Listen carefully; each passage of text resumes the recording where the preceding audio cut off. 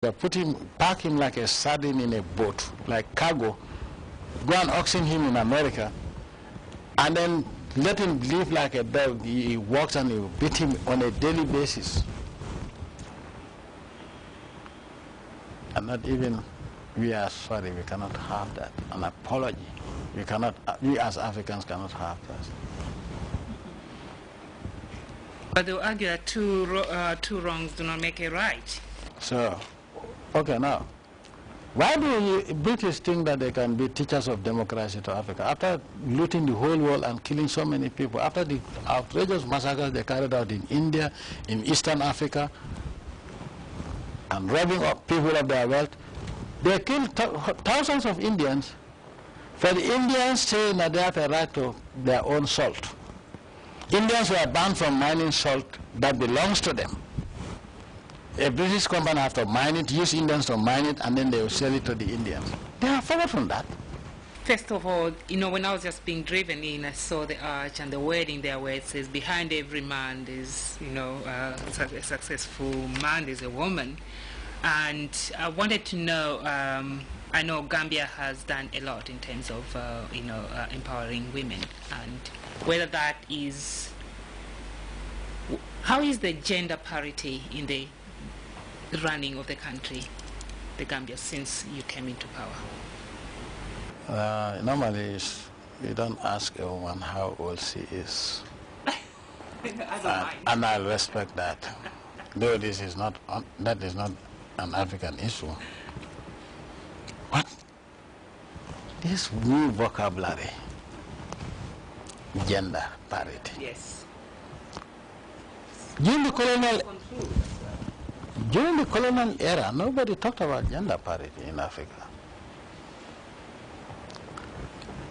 The reality of the situation, the reality of the matter is the fact that in Africa, especially in the Gambia, we do not see ourselves, a man and a woman, as adversaries or opponents or competitors. But we see, when you look at yourself, you realize that you are half and you need another half to make yourself a whole. Complementary. We are complementary. In the Gambia, no decision is taken, even in the rural villages. No decision is of importance to the family is taken without the participation and consent of the wife. That has always been there, and unfortunately today they tell you, the African woman, that you are disenfranchised, you have not been empowered. Oh, you don't have land. That's what they tell you. Women do not have access to land. In fact, the African woman, especially in Gambia, is the luckiest woman. Because from your paternal side, that's your dad, your dad's landed assets, you have a share of it. Now, when you get married to another family, into another family, your husband's landed assets, you also have a share of it. So you have two shares, whereas the man has only one share, if you understand what I mean.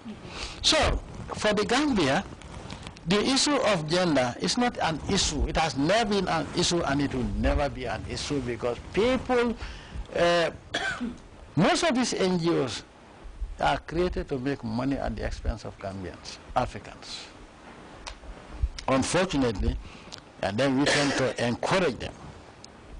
So, I have the longest serving vice president in the world. In the Gambia, thank God, we don't have girls disappearing only to appear dead somewhere in a forest. And they say we have no respect for African women. In the West, women are being raped, women are being killed, children as young as 9 are kidnapped and forced into marriage, and they will not see the light of the day until they are 21 years old and somebody rescues them. In Africa, I speak about the whole of Africa, the number of women that die daily at the hands of men is 10 times less than the number of women that die at the hands of number of women that die at the hands of men in the West.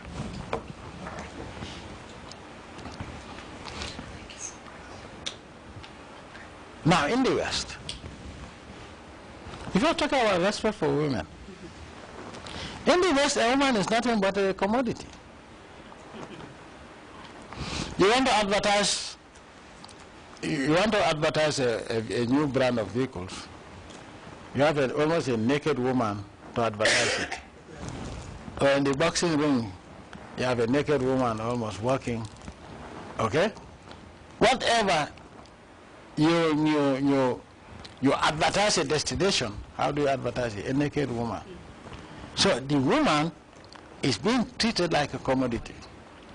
Now, how many, they talk about human traffickers, those who traffic African women. But they traffic them to where? To Africa? The women that have been sold into the sex trade, they are sold into Africa? No. So we have the longest serving woman, female vice president in the world. And not because I wanted to please anybody, but that is what I believe in.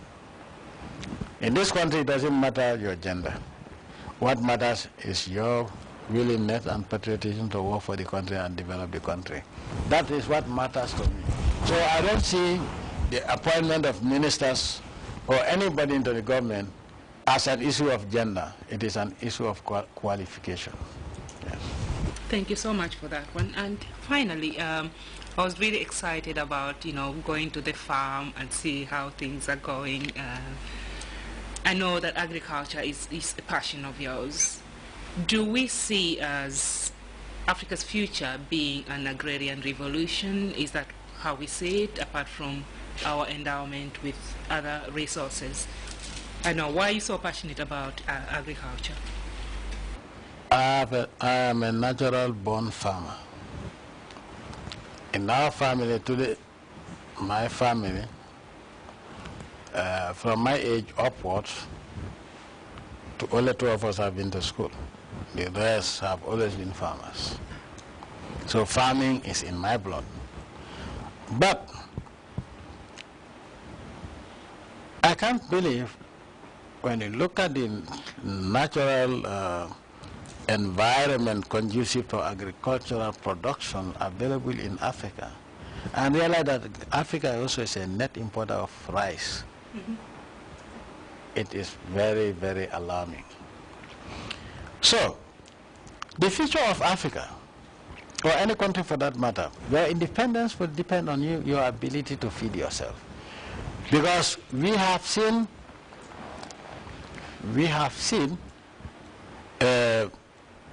food becoming a more deadly weapon than anything else. If I am broke, I have no money, I can bear until maybe 1 month, 2 months. But if I have nothing to eat, I can only bear 2 hours, 2 days, not more. Then I will start taking desperate measures to feed myself. So, and also with this trend that is going on, with this racism, our health guarantee for a prosperous and healthier Africa would depend on Africa's ability to produce our own food. Because this is something that goes into the system.